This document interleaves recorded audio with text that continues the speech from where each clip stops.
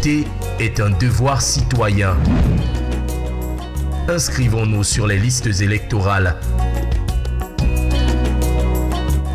Ceci est un message d'Equinox Télévision.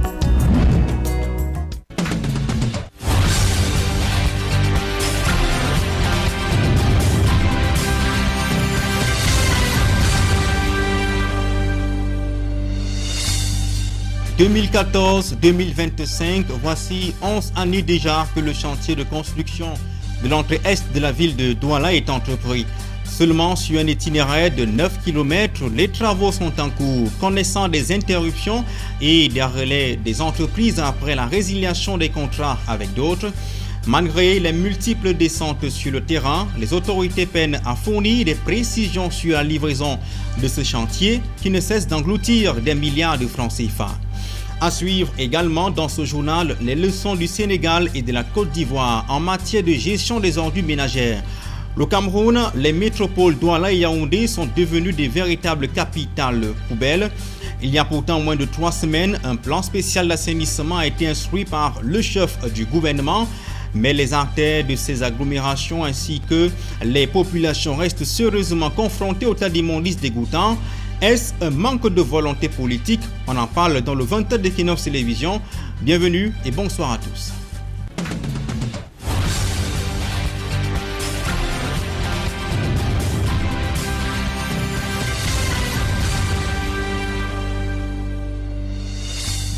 Mesdames, Messieurs, merci de nous préférer pour vous informer. En ouverture de ce journal, Marcel Niak-Difendi, réélu sans surprise au perchoir du Sénat. Le sénateur RDPC de l'Ouest a récolté 87 voix contre 3 bulletins nuls. Pour le reste, les vice-présidents, questeurs et secrétaires du bureau sortant ont été tous reconduits à leur poste. C'est dit qu'on prend les mêmes pour recommencer à la chambre haute du Parlement camerounais. Élisée Bogba et Marcel Ngassop. Le sénateur Niak Difendi Marcel, ayant obtenu la majorité absolue. Il n'y a donc pas eu de surprise ici au siège du Conseil économique et social qui abrite désormais les services du Sénat camerounais. Marcel Niak Difendi Rampil, le sénateur de la région de l'Ouest, au thème d'un scrutin où 90 sénateurs ont pris part. Il a récolté 87 voix contre 3 bulletins nuls. Prenant la parole après son élection, Marcel Niak Difendi a remercié ses camarades sénateurs pour la confiance renouvelée, mais également le président du bureau d'âge, le sénateur René Zéguélé, qui a dirigé les opérations depuis l'ouverture de cette session du mois de mars. Dans la foulée, les autres membres du bureau du Sénat ont été également reconduits, notamment le premier vice-président, le sénateur Aboubakari Abdoulaye, mais aussi les autres vice-présidents, les questeurs ainsi que les secrétaires au bureau du Sénat. Personnellement, je mets ce mandat sur le signe de la reconquête. En tant qu'élu, nous devons faire plus pour les jeunes. Vous savez, les jeunes, aujourd'hui, ont un sentiment d'être abandonnés. Et nous devons vraiment tout faire pour que cette jeunesse-là, qui est frondeuse, puisse se reconnaître en nous, puisse rêver et avoir de l'avenir. Le seul changement notable intervient au niveau de la présidence du groupe parlementaire RDPC ici au Sénat, où le sénateur Badé Dangadinga a été donc désigné par la haute hiérarchie du parti en remplacement du sénateur Calvin Zhang Oyono, décédé récemment, c'était au mois de février dernier. Après l'élection du bureau, place dans les prochains jours à la constitution des différentes commissions spécialisées de la Chambre haute du Parlement. Ce sont ces commissions qui très souvent reçoivent les textes de loi, les examinent avant que cela ne revienne en plénière pour leur adoption.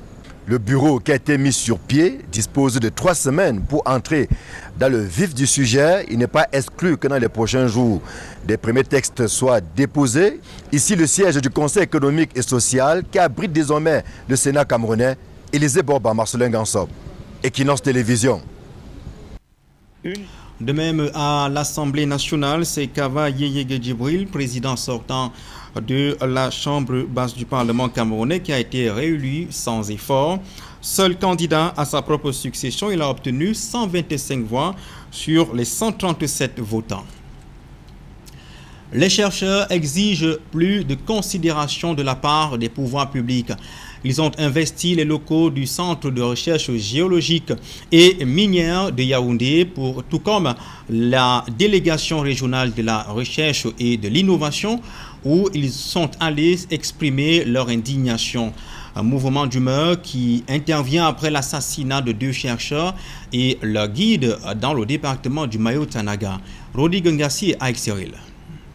Une gerbe de fleurs et des portraits géants des chercheurs avec en bonne place celui de Moumsi Frédéric, tué récemment à Soulé des Rois dans le département du Mayo-Tanaga, exposé dans la grande cour de l'Institut des recherches géologiques et minières de Yaoundé. C'est ici que leurs collègues chercheurs sont venus manifester leur indignation. Nous venons ici manifester notre indignation. Indignation parce que la vie est quelque chose de précieux. Nul n'a le droit d'ôter la vie à son semblable. Ce qui est arrivé à notre collègue Moumsi Frédéric, ce crime crapuleux nous révolte beaucoup. La même scène est observée dans les délégations régionales de la recherche et de l'innovation, notamment à Douala dans le littoral, à Garoua dans le nord, à Maroua dans l'extrême nord. À l'appel du SINAC, les chercheurs exigent plus de considération de la part des pouvoirs publics. Nous voulions que le rôle du chercheur dans le développement soit mis en lumière par le gouvernement. La recherche scientifique est un métier noble, mais comme vous pouvez le constater, c'est un métier à risque. Mais face aux dangers qu'encourent les chercheurs dans l'exercice de leur profession, les pouvoirs publics recommandent prudence et résilience. Le gouvernement ne pourra jamais mettre un gendarme derrière chacun de nous qui va sur le terrain. Essayons seulement d'être conciliants, résilients et de faire en sorte que nous exercions notre métier de la meilleure manière qui soit.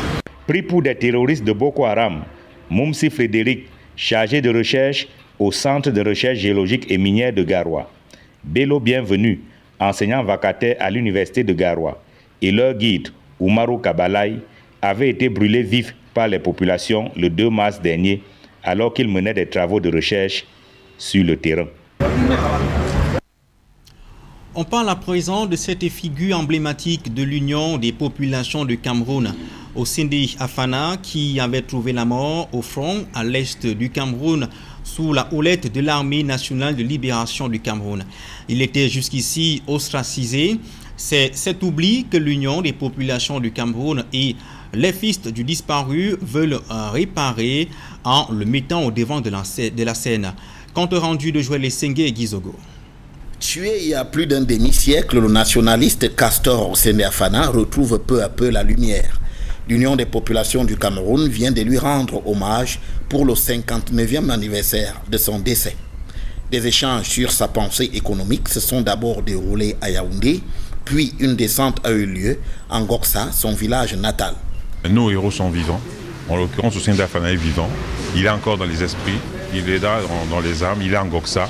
Il fait partie de l'âme d'un Goksa. Il est important pour nous de vivre avec et surtout de réveiller cet état d'esprit-là pour Goksa et aussi pour le Cameroun et même pour l'Afrique. Les gens commencent à prendre conscience que Osindi Afana doit être connu au même titre que tous les autres parce qu'il y a eu comme un ostracisme de la part des gens, que ce soit sur son œuvre ou sur sa personne. Mais de plus en plus, les langues se délient.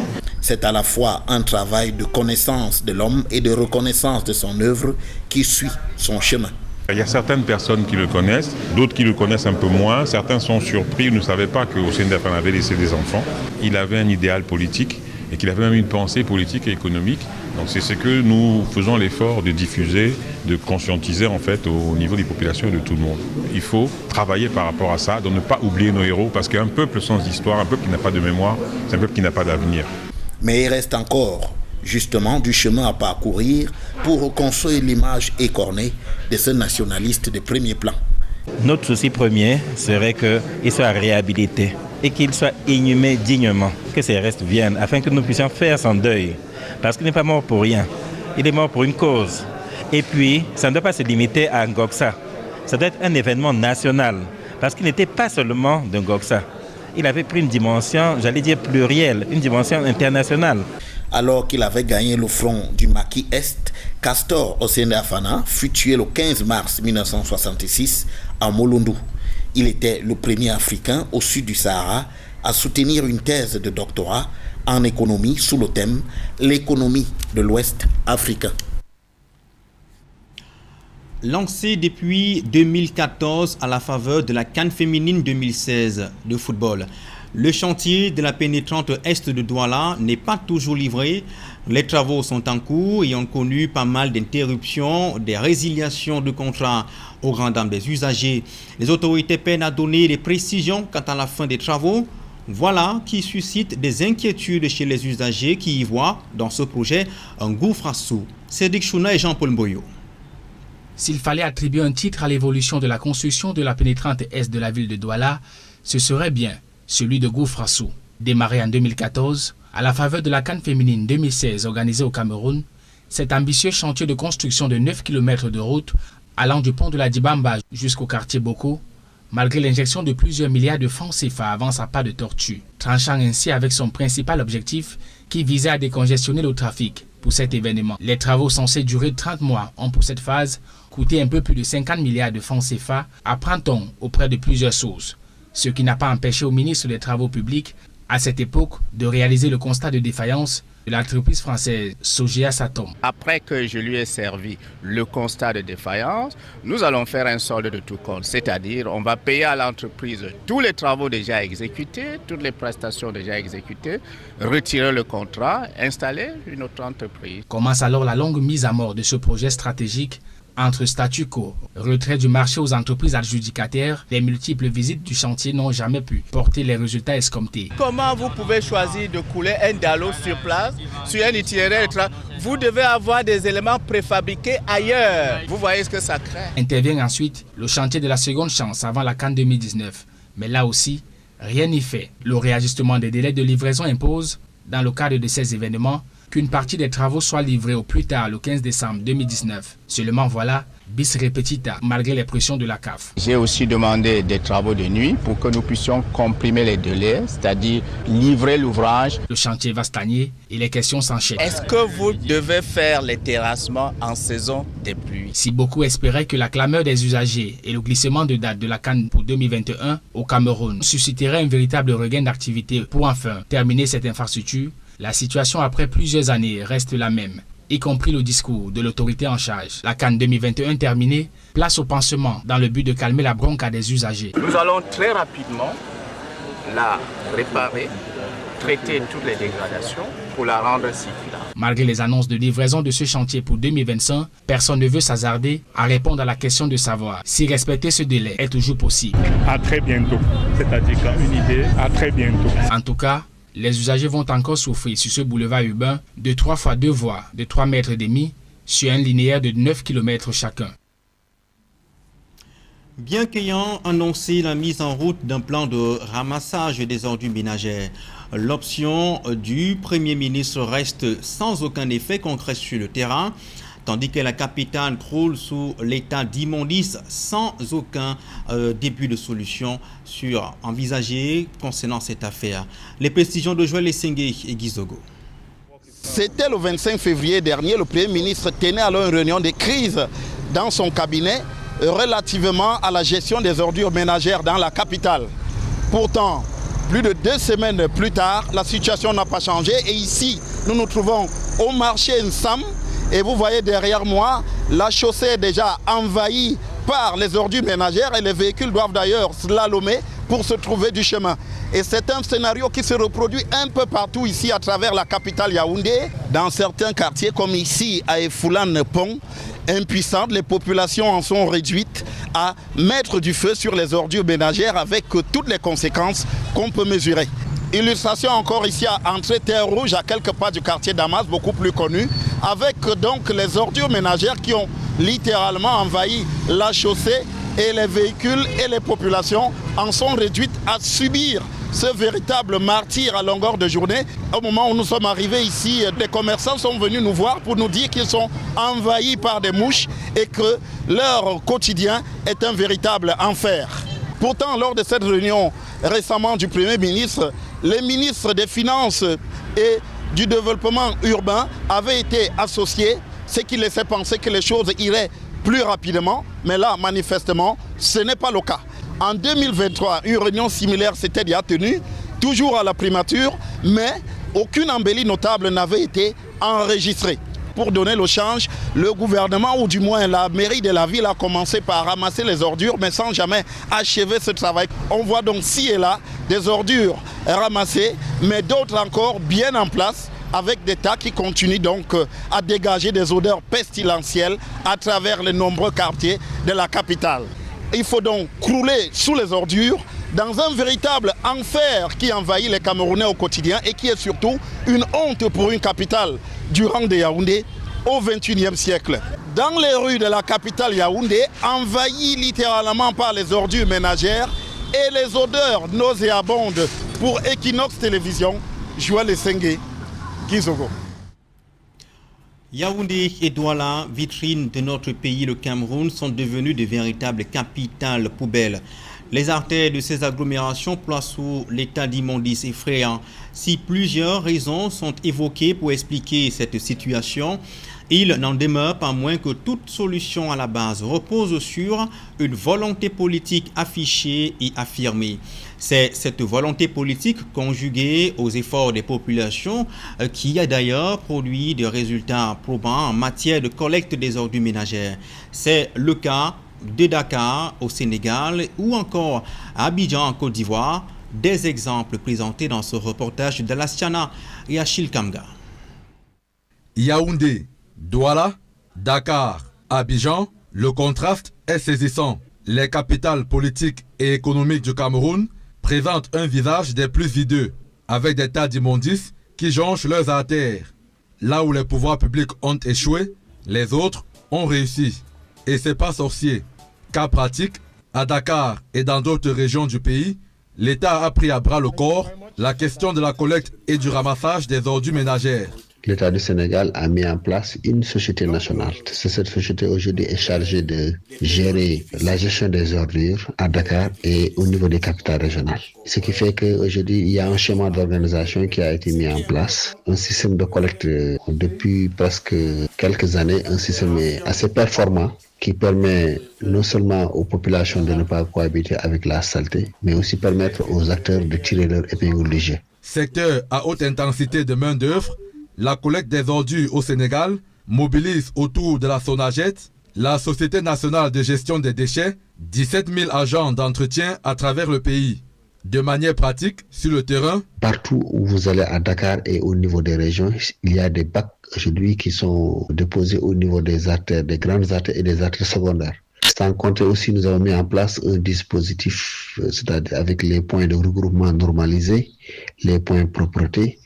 Et ce sont ces enclos qui nous permettent en tout cas de mieux gérer les ordures, surtout de par le tri sélectif en amont et en aval. Et tout le monde sait que le nettoiement est une compétence transférée au niveau des collectivités territoriales. Ainsi, quotidiennement, ce sont 3 000 à 4 000 tonnes d'ordures collectées. Si les villes du Sénégal affichent fière allure, c'est aussi et surtout grâce à une volonté affichée et affirmée des régimes qui se succèdent au sommet de l'État. Les ordures de Dakar doivent être gérées par les Dakarois. Les ordures des Sénégalais doivent être gérées par les Sénégalais. Les ordures des Camerounais doivent être gérées par les Camerounais. Mais aussi qu'il y ait une volonté politique affichée de la part de nos autorités, de la part de nos gouvernants pour accompagner le processus. Puisque ici au Sénégal, la chance que nous avons, c'est que c'est l'État qui a créé cette société nationale préfinancée par l'État du Sénégal. Aujourd'hui, il y a une motivation supplémentaire des agents avec les mécanismes qui sont mis en place, avec des dirigeants qui sont à la hauteur de la mission. Les populations, pour leur part, jouent leur partition en veillant à une meilleure collaboration entre elles, le gouvernement et la SONAGED. Même son de cloche en Côte d'Ivoire.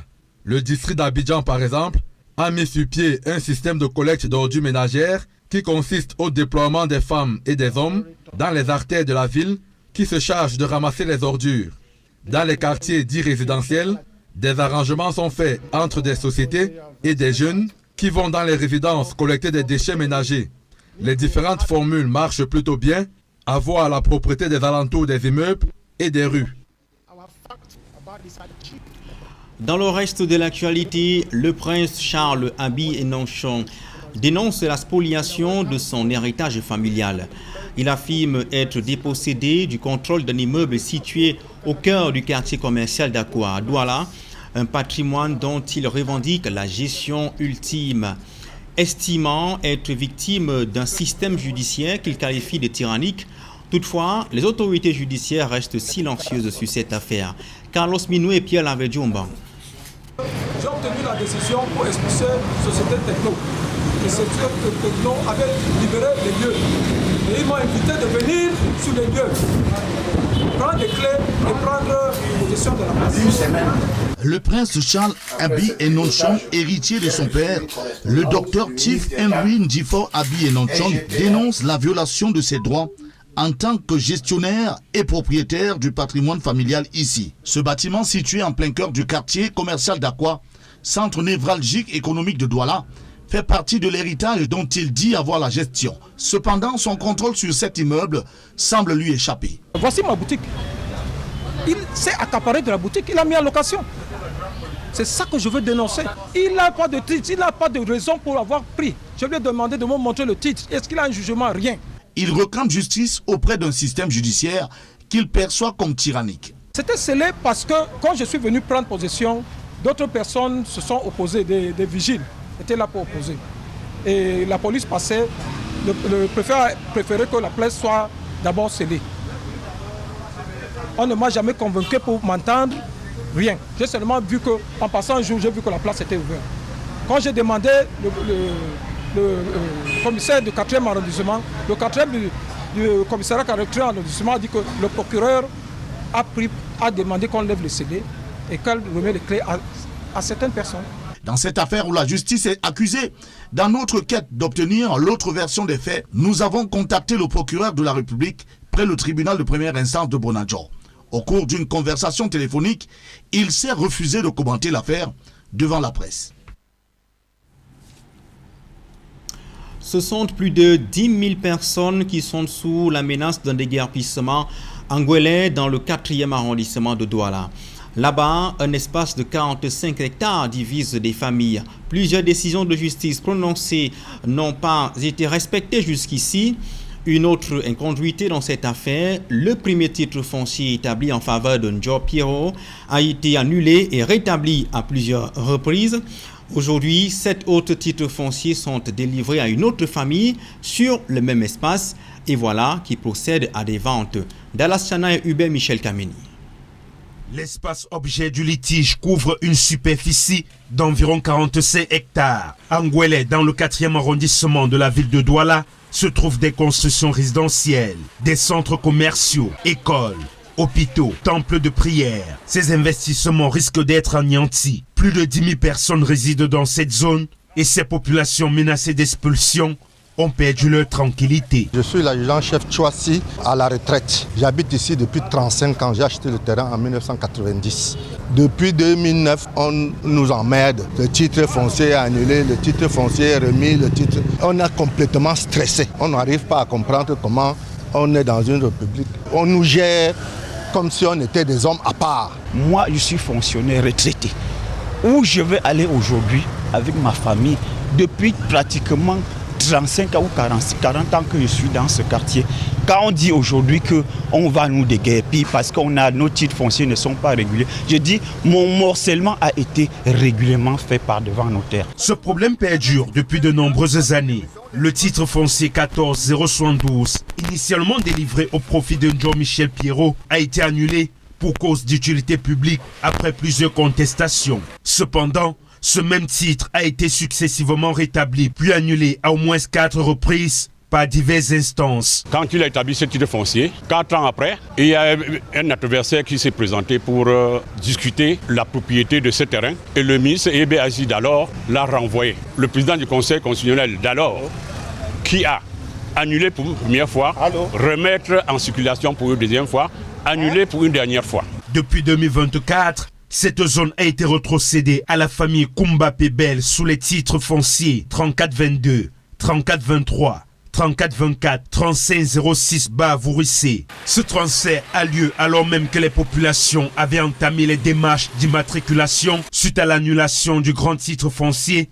14072. De plus, le jugement numéro 404/FD/17 du tribunal administratif du littoral n'aurait pas freiné l'établissement des nouveaux titres fonciers. Nous ne connaissons pas les origines de ces titres fonciers-là, sur la mise en valeur des uns et des autres. Et notre préoccupation aujourd'hui, c'est que les occupants de bonne foi reviennent dans leurs droits. Quand on a annulé les 14072, chacun devait reprendre. Ceux qui ont fait la mise en valeur, on a repris notre immatriculation en bonne et due forme devant le sous-préfet. Une autre commission d'enquête a été mise en place par le ministre du Cadastre et des Affaires foncières à la fin du mois de décembre 2024. Toutefois, sur le terrain, les transactions continuent, créant un conflit entre les nouveaux et les anciens acquéreurs. J'ai ressaisi le ministre pour une deuxième fois. Le même ministre a dit que non, je vous envoie l'enquête. Ces enquêteurs sont arrivés à Douala, il les a fait rentrer. La famille Koumba Pebel, mise en cause dans cette affaire, a indiqué son intention de se constituer avant de réagir. Les rendez-vous fixés n'ont pas été confirmés jusqu'à la diffusion de ce reportage. Pendant ce temps, les cris de détresse des habitants de Ngwele se font entendre. Ces derniers souhaitent enfin clore ce dossier qui a duré depuis trop longtemps. Les acteurs du secteur industriel sont réunis depuis ce mardi à Douala dans le cadre du 2e forum sur la sécurité industrielle. C'est un élément clé pour le développement des industries. Les parties prenantes vont interagir sur des sujets tels que la prévention des accidents et le renforcement de la résilience des entreprises. Le FONAS referme ses portes le 20 mars prochain. Compte rendu de Danny Warren Zodo et Kevin Thiogo.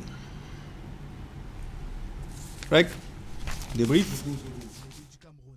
Si ces industries sont un indicateur clé de développement, c'est finalement le 11 mars dernier que le gouvernement a présenté le rapport 2022 de l'initiative pour la transparence dans les industries extractives. Le retard de 2 ans accusé dans le rendu de ce rapport est l'une des causes de la suspension du Cameroun en février 2024 pour 3 ans de l'ITIE. Ce rapport nous permet de constater qu'il y a entre 2019 et 2021 6 recommandations qui sont reconduites, parmi lesquelles 4 ne sont pas encore du tout commencées. 2 qui sont dites en cours. Donc depuis 2019, donc, on reporte environ 6 recommandations auxquelles il faut ajouter 22 nouvelles recommandations qui ont été formulées par l'administrateur indépendant. Les 6 recommandations constantes sont en effet les points de faiblesse du gouvernement camerounais et tournent essentiellement autour de l'amélioration de l'environnement de gestion des ressources extractives. Concrètement, il est reproché au Cameroun de ne pas publier de façon systématique les informations sur ce que lui rapportent les minerais et autres ressources du sous-sol. Le gouvernement qui s'était arrogé la responsabilité de désigner les représentants de la société civile au comité ITIE en violation des règles d'y prendre note des observations formulées par le cabinet indépendant ayant mené l'étude. Nous sommes en pole position et on est prêt. Que vienne 2027, le Cameroun va prendre sa place méritée. Et je suis même fier de vous dire que le Cameroun va être le champion de l'ITIE en Afrique. D'après ce 16e rapport ITIE, le secteur extractif a apporté au budget de l'État en 2022 un peu plus de 1119 milliards de francs CFA, mais une contribution encore trop largement dominée par les hydrocarbures, 96%, et dont les impacts sur les conditions de vie des populations restent à évaluer. La communication tout autour est importante pour qu'on puisse questionner déjà de voir comment est-ce que les différentes communes bénéficiaires de certaines redevances, comment est-ce que cela s'est répercuté dans leur budget pour pouvoir permettre le développement local. En accumulant plusieurs années de retard dans la publication de ces rapports ITIE, le Cameroun s'est mis dos au mur. Après ces rapports 2022, ceux de 2023 et 2024 sont désormais attendus, alors que le spectre d'une radiation du pays de ce mécanisme mondial de promotion de la transparence n'est pas définitivement éloigné à la prochaine évaluation prévue en 2027. Un reportage de Dona Brice Kamgang sur le rapport du gouvernement camerounais concernant la transparence dans les industries extractives. Les acteurs du secteur industriel sont réunis depuis ce mardi à Douala dans le cadre du 2e forum sur la sécurité industrielle. C'est un élément clé pour le développement des industries. Les parties prenantes vont interagir sur des sujets tels que la prévention des accidents et le renforcement de la résilience des entreprises. Le FONAS va refermer ses portes le 20 mars prochain. Dallas Tiana et Kevin Tiogo. Ces installations industrielles prennent un peu plus corps chaque jour dans les villes du Cameroun. Si ces industries sont un indicateur clé de développement, l'envers du décor est également à prendre en compte. Elles représentent des risques potentiels d'ordre technologique, environnemental et humain. Beaucoup d'entreprises succombent aujourd'hui, soit pour le fait des employés qui n'ont pas connaissance de la sécurité, soit du fait des entreprises qui n'implémentent pas effectivement des règles sécuritaires, soit qu'en amont, la réglementation à la base n'est pas respectée. Il y a des textes de loi qui existent. Au Cameroun, la sécurité industrielle reste un défi majeur en dépit du cadre réglementaire mis en place par le gouvernement à l'effet de prévenir les accidents et renforcer la résilience des industries. Tout un laisser-aller de part des industries qui, soit eux, investissent des moyens, mais ne sécurisent pas ces moyens. Nous avons régulièrement les visites conjointes des ministères, mais le retour ne s'en suit pas, parce qu'à un moment donné, il faut que le patronat puisse s'acquérir de la notion de la sécurité. Il faut que cette notion soit implémentée et prise à cœur pour que la sécurité soit au cœur. Comme on a dit, safety first, first to safety. La deuxième édition du Forum national sur la sécurité industrielle, présidée par le représentant du ministre des Mines, de l'Industrie et du Développement technologique, a été le lieu de saluer les quelques avancées jusqu'ici enregistrées, initiées par des acteurs de la société civile au profit des industriels, banquiers, assureurs, entre autres parties prenantes. Le forum se veut davantage un cadre d'échange en vue d'apporter des solutions concrètes et innovantes en faveur du renforcement de la sécurité des professionnels du secteur, tout comme des investissements. Ces avancées ont contribué, s'il en était encore besoin, à la création d'emplois, à la diversification de certaines économies et à l'amélioration progressive de notre balance commerciale. Cependant, cette croissance industrielle s'accompagne de défis majeurs. Cette deuxième édition, après celle de 2019, est adossée sur le thème « La sécurité, un enjeu clé du développement industriel ». En publié reportage avant de refermer ce journal, CFAO a procédé au lancement de la marque automobile Lovol, une marque de grande qualité en vue des chantiers agricoles et des BTP. La cérémonie a vu plusieurs partenaires qui ont reconnu en cette marque une valeur sûre. Voyons tout cela dans ce publié reportage. La cérémonie de lancement de nouveaux modèles d'engins lourds de la marque Lovol s'est tenue à Douala dans les installations de l'entreprise partenaire CFAO Équipement, en présence des responsables des deux groupes venus de plusieurs pays et un parterre d'invités. C'est un partenariat qui est né il y a environ plus d'un an, né d'un fruit d'une riche collaboration, fruit qui provient en fait de la gamme CFAO qui n'était pas assez étoffée. Donc on a voulu compléter cette gamme en la couvrant totalement. Et on a cherché un partenaire de choix, un partenaire qui répond aux mêmes aspirations que les nôtres. Déjà partenaire privilégié de marque mondiale, le groupe CFAO au Cameroun est désormais seul distributeur officiel du groupe Photon Lovol Heavy Industry. Par ailleurs, membre de l'équipe nationale de fabrication d'engins automobiles en Chine. Un partenariat adossé sur le sceau de la qualité de service. Aujourd'hui, la partie service, c'est vraiment la valeur ajoutée à une activité. Si vous n'avez pas cette notion, le produit c'est une chose, vendre un produit c'est une chose, mais si vous ne savez pas l'accompagner, si vous ne savez pas le réparer, si vous ne savez pas en cas d'immobilisation intervenir dessus, il n'a pas de raison d'exister. Donc Lovol a su nous accompagner en répondant à tous ces critères. C'est ainsi que nous avons validé en fait ce partenariat avec CFAO qui lui est déjà entre guillemets assis sur le territoire camerounais. Sur le terrain, ces engins de pointe défient toute concurrence en répondant aux besoins des professionnels du secteur par la qualité et la performance. Dans un engin Lovol, on a une bonne fiabilité de la machine. Les équipements sont faciles à manier, très sensibles par rapport aux autres.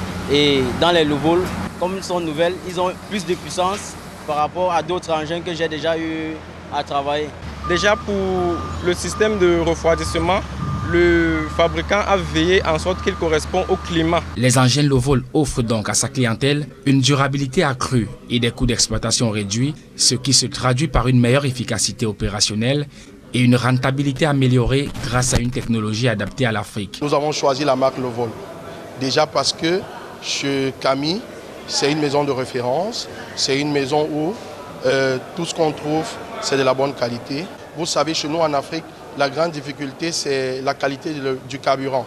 Et pour cela, il faut des machines adaptées, tropicalisées, avec le carburant que nous avons au Cameroun. Et je pense que Lovol a réussi à ce niveau. Cette collaboration représente une étape stratégique pour CFAO Équipement qui, grâce à sa couverture nationale, entend répondre favorablement à la demande, aussi bien sur le plan de la vente que sur celui de la création d'emplois. Donc une valeur ajoutée qui va être apportée dans ce vivier riche en emplois également. Créée en 1998, la marque automobile chinoise Lovol, par sa présence au Cameroun, s'impose donc comme une marque leader mondiale grâce à son partenariat avec CFAO.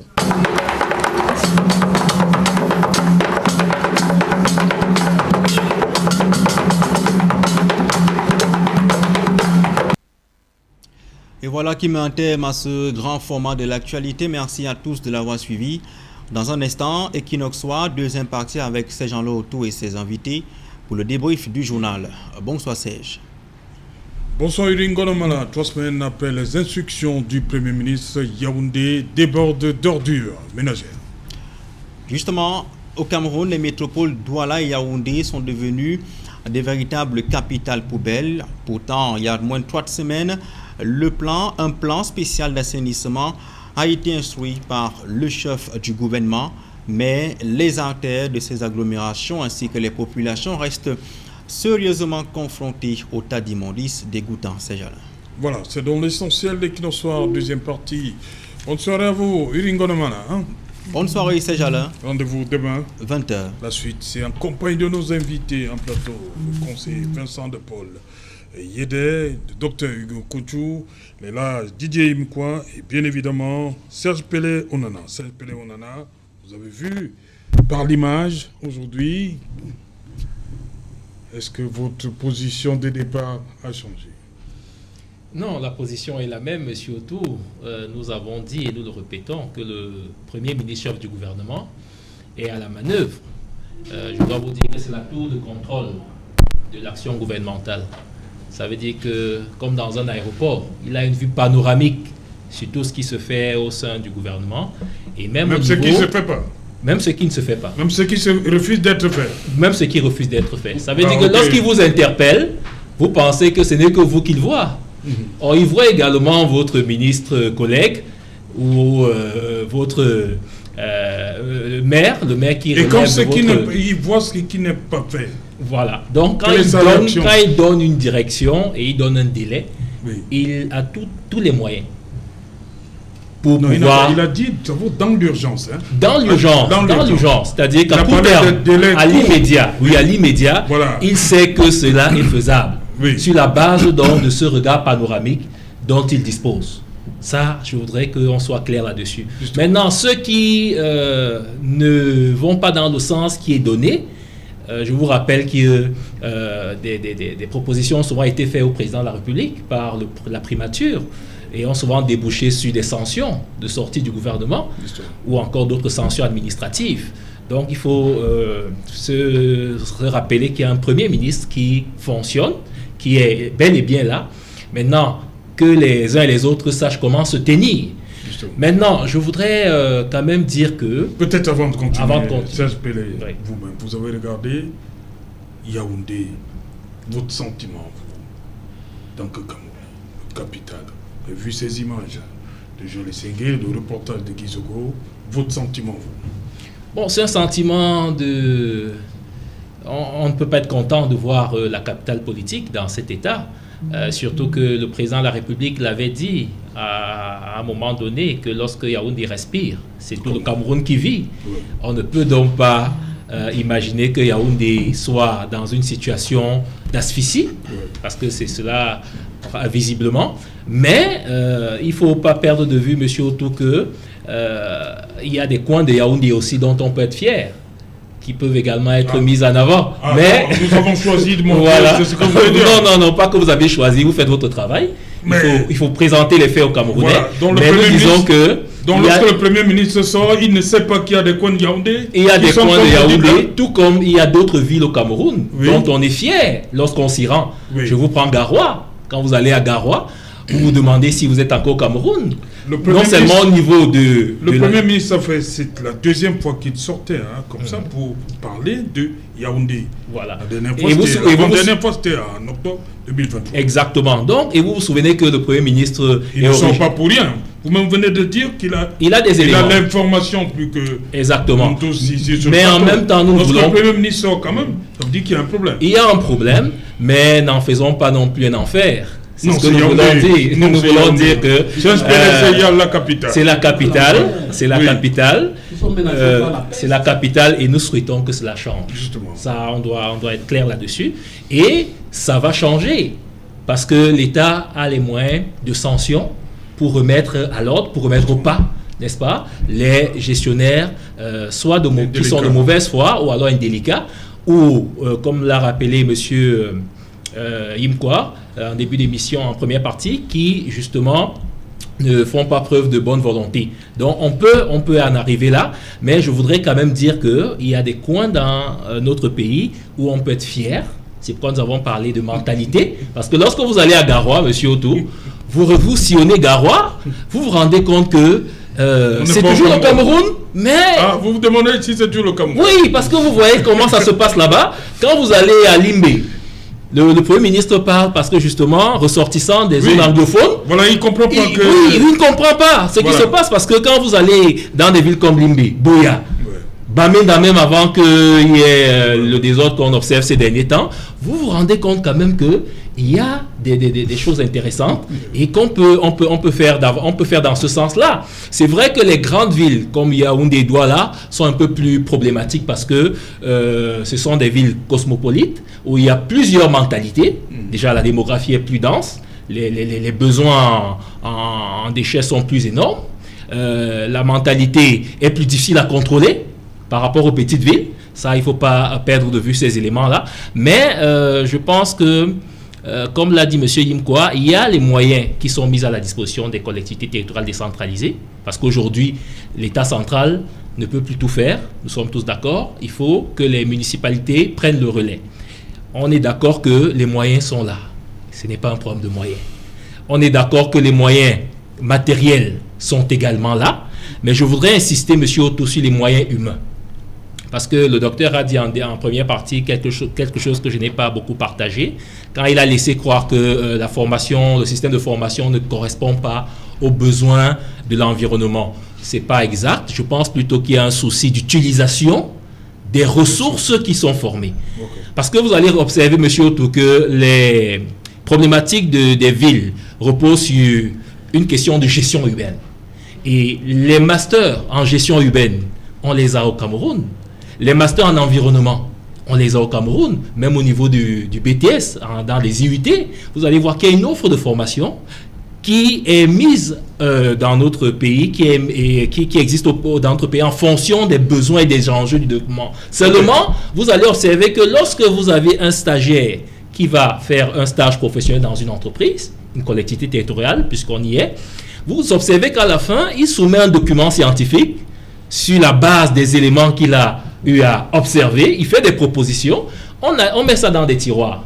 Okay. Vous vous souvenez de la catastrophe de Tchang avec la falaise, même celle de Bankolo, on vous dit qu'il y a eu des travaux scientifiques qui ont alerté, qui ont annoncé ces catastrophes-là. Si rien n'était fait, qu'est-ce qu'on en a fait? Donc je pense que c'est à ce niveau qu'il y a du travail, utiliser les ressources pour le développement de notre pays. Conseil, vous permettez d'abord, Dr Kuchou, vous avez regardé ce reportage d'Ekizogo, ce visage, je ne vais pas dire comme les autres, je ne vais pas parler de visage hideux, mais Yaoundé quand même. Est-ce que vous êtes fiers de voir la capitale comme ça, du Cameroun? Bien évidemment non, parce que quelque chose que nous devions comprendre, c'est que c'est un problème très sérieux. Je pense que c'est pour ça que le Premier ministre fait une sortie pareille, parce qu'il y a un problème de dégradation de l'environnement, mais surtout aussi un problème de santé. Il faut comprendre que beaucoup de moustiques à cause de ces ordures-là viennent s'installer et par exemple, peuvent causer des maladies, à des familles qui n'ont déjà pas d'argent.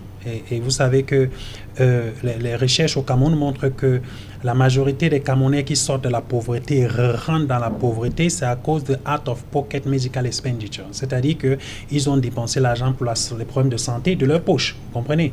Donc, les problèmes de santé que ça peut causer, c'est suffisant pour que ce soit une priorité nationale et trouver des solutions concrètes. Je pense que les solutions, c'est à tous les niveaux. C'est-à-dire que ce soit les Camerounais, partenariats publics-privés, les acteurs du secteur privé et même l'État. Ce n'est pas seulement une solution qui doit venir de l'État. Voilà. Par exemple, au niveau des Camerounais, il devrait y avoir un travail de sensibilisation.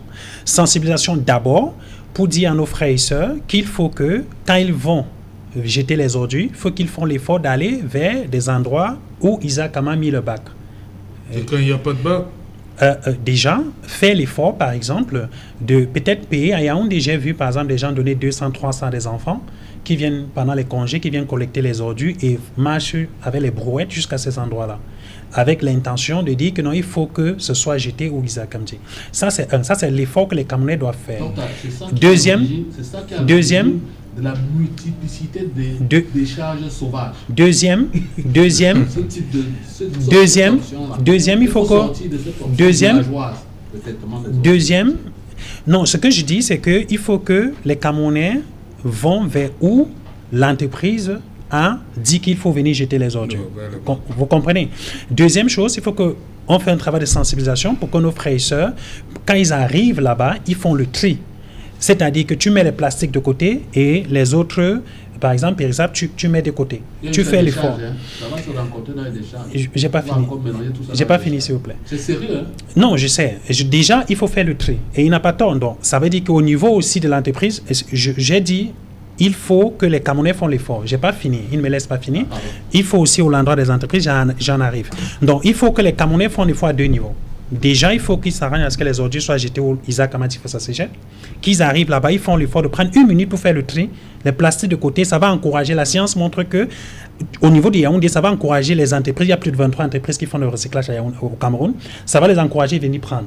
L'une des raisons qu'ils ne viennent pas là-bas. C'est-à-dire, c'est votre fils qui va mettre les ordures à la poubelle, qui va faire le tri là-bas? Oui. Il a les gants pour ça? Non, il peut juste prendre les bouteilles, comme ça, voilà, et mettre de côté les bouteilles. Au niveau de la poubelle? De la poubelle, mettre de côté. Votre enfant? Non, j'ai dit que... Qui? La personne qui va jeter les ordures, oui. Mais on sait que chez nous, c'est les enfants qu'on envoie. Oui, l'enfant va faire le tri rapide. Il va faire le tri là-bas. Voilà les plastiques de côté. Si Isaac a mis peut-être un espace pour les plastiques, ils le font. Ça va aider. Les entreprises de recyclage vont plus venir parce que l'une des raisons, selon les études menées à Yaoundé, c'est que beaucoup de ces entreprises ne veulent pas aller là-bas parce que le fait de mélanger les ordures dégrade la qualité des ordures recyclables. Vous comprenez? Donc ça, c'est au niveau des citoyens. Au niveau du secteur privé, on en a parlé et je vous ai dit, prends l'exemple de certains des étudiants, voilà, 6 que je connais, qui travaillent, qui ont développé une technologie qui permet de prendre un plastique comme ça. En moins de 2 minutes, ça sort le carburant qui peut être utilisé. Maintenant, ces étudiants ou ces entrepreneurs du secteur privé ont besoin que le Cameroun puisse s'assurer qu'on a de l'énergie moins chère au Cameroun, c'est-à-dire l'électricité moins chère, et qui soit disponible. Donc, c'est pour ça que je vous disais tantôt que si on ne résout pas les problèmes de base, comme l'électricité, les routes, ce serait difficile vraiment d'enclencher le développement. Et quand il y a l'électricité moins chère, parce que beaucoup de ces étudiants-là n'arrivent pas à vraiment lancer leur compagnie, parce que la facture d'énergie, d'électricité doit être très élevée. Ça, c'est 2. Maintenant, ça, c'est au niveau du privé. Donc, l'électricité peut aider les entrepreneurs du secteur privé à se lancer.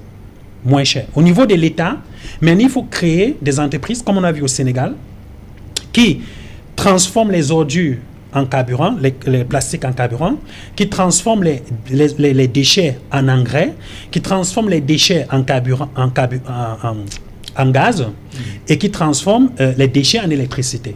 Vous comprenez? Donc, il faut investir pour qu'on ait ces entreprises étatiques et ça appelle le problème de bonne gouvernance. Vous comprenez? Donc, il y a le problème de bonne gouvernance que si c'est en place, l'État peut facilement créer ces entreprises en moins de 2 ans. Il y a des Camerounais à l'étranger au Cameroun qui sont compétents, qui peuvent gérer ces genres de structures, que ce soit à l'aspect technologique, que ce soit à l'aspect opérationnel. Donc l'État peut juste créer des entreprises qui font ça de façon à ce que les ordures puissent être considérées comme de l'or. Ça peut arriver à un point où les gens vont commencer à vendre 1 kg, 2 kg d'ordures selon qui, parce que c'est devenu une matière première pour la production de ces produits-là. Conseiller de... Serge Alain, je m'étonnais ici, lors de ma première prise de parole, de constater que le ministre de l'Habitat va plutôt passer des marchés à Baranté et à Bazou pour l'enlèvement des ordures, alors qu'elle vit à Yaoundé, où les ordures ont barré carrément la majorité des chaussées. Alors, moi, ce que je voudrais dire, c'est qu'il est clair qu'on ne veut pas appliquer, n'est-ce pas, les directives du Premier ministre. Vous voyez, il y a de cela quelques temps, nous étions sur ce plateau où on parlait du délégué général à la sécurité nationale. Il a suffi qu'il fasse une sortie pour que Douala Mbanga soit arrangé, Douala Edea soit arrangé, Douala Limbe soit arrangé. Mais écoutez, moi je pense que la solution est simple. Il suffit que le délégué général à la sécurité nationale sorte de son bureau, qu'il fasse un tour et qu'il dise que mais non, Yaoundé ne peut pas être sale comme ça, vous allez voir. Ah, attendez, vous dites que le Mbangangele doit s'exprimer aussi. Il faut qu'il s'exprime, parce qu'il nous a démontré que lorsqu'il parle, les choses bougent. Et on a vu les choses bouger. Ces derniers temps, j'ai fait plusieurs voyages entre Douala et Yaoundé, et je vous assure que ça a changé depuis sa sortie. Mais vous pensez que s'il sort et parle des ordures, rien ne va bouger? Il faut qu'il sorte. Parce que sinon, rien ne va changer. On va tourner en bourrique les consignes du Premier ministre et personne ne fera rien. Mais avec lui, on a vu que ça bouge. Donc il faut qu'il fasse sortir. Parce que vous ne pouvez pas nous dire que la capitale politique d'un pays, où tous les ministres habitent, code diplomatique même aussi. Tous les codes, l'image de notre pays, qu'elle soit salie comme nous venons de voir là, c'est pas possible. C'est-à-dire que j'ai pas envie de dire qu'il y a une conspiration même pour laisser pourrir la ville de Yaoundé. Donc je crois que lui, Mbargangele, qui est un fidèle ami du chef de l'État, je crois que s'il crie, on comprendra et les gens vont se mettre au travail. Les gens ne quitteront plus Yaoundé pour aller passer les marchés, n'est-ce pas, à Baranté ou à Bazou, mais vont les passer à Yaoundé pour que la ville de Yaoundé soit, elle, également propre. Et conseiller, Serge Pelé dit qu'il y a d'autres coins du Cameroun qui sont propres. Il y a Garoua, il a cité Garoua. Vous savez, la capitale politique d'un pays, c'est la vitrine. La capitale économique, c'est également la vitrine. Et sincèrement, si on essaie de faire des comparaisons avec des pays de même niveau de développement que les nôtres, on devrait avoir honte même d'en parler. Vous qui voyagez à chaque fois, quand vous revenez ici à Douala, vous comprenez qu'il y a quelque chose qui doit être fait et qui n'est pas fait. Et c'est la question qu'on pose toujours. Comment est-ce que nos ministres qui voyagent, qui voient comment les choses se font ailleurs, reviennent dans leur pays et s'installent dans la saleté, dans le désordre tel que nous fonctionnons aujourd'hui? Donc, je pense que la comparaison qu'il a voulu faire n'est pas la bien. Bon, on peut comprendre qu'il essaie de diluer pour dire que... En fait, nous ne sommes pas là pour dire que le pays ne marche pas. Hein. Ouais. Nous ne sommes pas là pour dire que tout le pays est sale. Mais on parle de Yaoundé et de Douala, par exemple. D'où la sortie du Premier ministre. D'où la sortie du Premier ministre. Le ministre n'a pas parlé de tout le Cameroun, il a choisi la capitale. Voilà, et oui, DJ Mkwa, ce visage de Yaoundé. Oui, cette image. Ce visage hideux. Ouais. De la capitale politique du Cameroun dans un autre pays aurait entraîné un choc tectonique au niveau du gouvernement. Parce qu'on ne peut pas garder des ministres qui n'apportent rien à ça. On devait les chasser, du gouvernement. Donc, comme disait le professeur Georges Lago à une certaine époque, on ne peut pas mettre du vin nouveau dans les vieilles gouttes. J'ai suivi le docteur, il faut aller plus loin. À l'époque, vous avez montré le Sénégal. Hein. Ce n'est pas l'actuel président qui est à l'origine de ce qui se passe au Sénégal, hein, c'est Macky Sall. Comme Macky Sall, parce que Dakar était, était un peu comme Yaoundé. Macky Sall a décidé de traiter les ordures ménagères au niveau de la présidence. Au premier coup,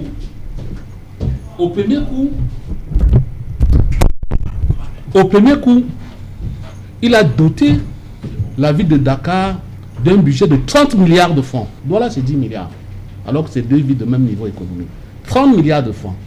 Et ces jalons autour, nous avons écrit au président de la République, et même au SGPR, il faut retirer, enlever tous ces budgets-là à toutes ces entités qui tournent autour, qui font la danse de gamètes autour des ordures ménagères. Il y a plusieurs centres de décision. Et c'est ce que Macky Sall a fait, en créant une agence qui ne s'occupe pas seulement de l'environnement des déchets. On est dans l'industrialisation de la gestion des déchets.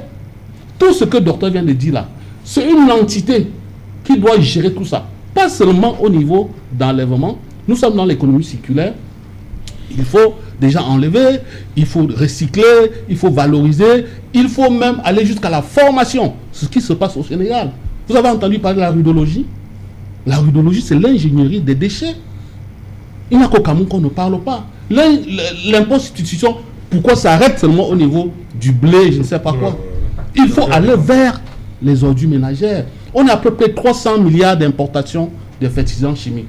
Mais on réduit à 200 milliards, on laisse 100 milliards uniquement pour le recyclage, le compostage des déchets ménagers. Je peux vous rassurer, je peux vous garantir que si une telle décision est prise, et cette décision doit être prise par le président Biya, le lendemain, vous aurez au moins 3 multinationales qui vont s'installer au Cameroun.